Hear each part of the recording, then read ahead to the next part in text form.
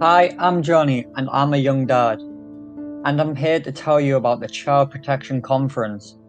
As a parent, you should always be invited to attend a conference unless there are really good reasons given to you why you should not.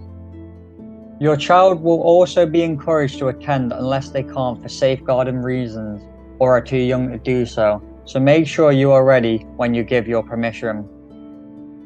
If you can't make the meeting, you may give information to your social worker who can act on your behalf.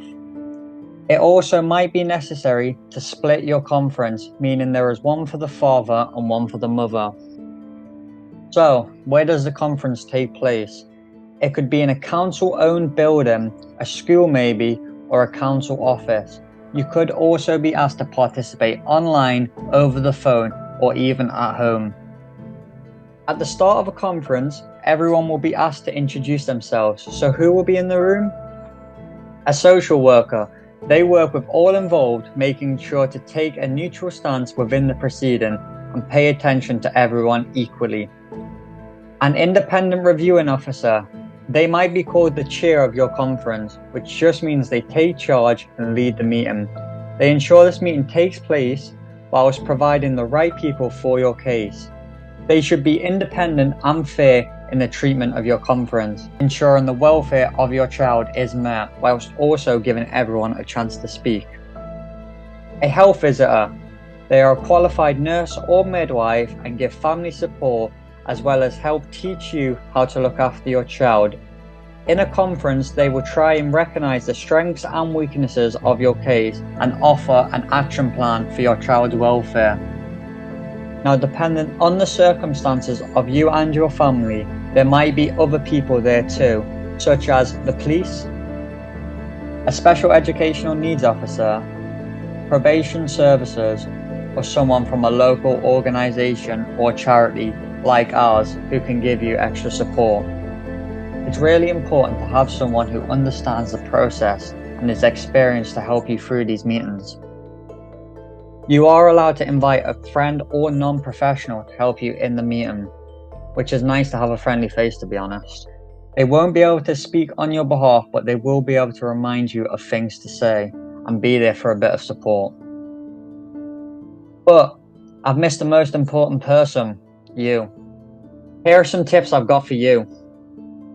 Ask your social worker to provide you with a copy of their report about your child. You should have at least 2 days before your conference.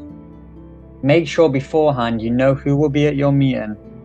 Plan your journey to make sure you know how to get there and when you have to leave. What might you want from the meeting?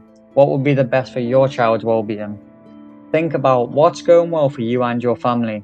Try to understand what support and help you need. Ask to be involved with as much as you feel comfortable. Your voice deserves to be heard. If you feel overwhelmed or scared, you are allowed to step out of the conference. Ask the leader of the conference to confirm that if you leave the room, the others will not continue discussions without you. Try to remember that this meeting is to help you and your family achieve the best results for your child. And breathe, relax, and be the best version of you.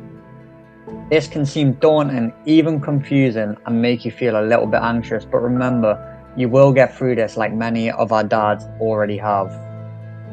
At the end of the conference, the reviewing officer or social worker will go over the main points of what has been discussed and agreed, so that everyone at the conference understands what needs to be done to best help you and your child.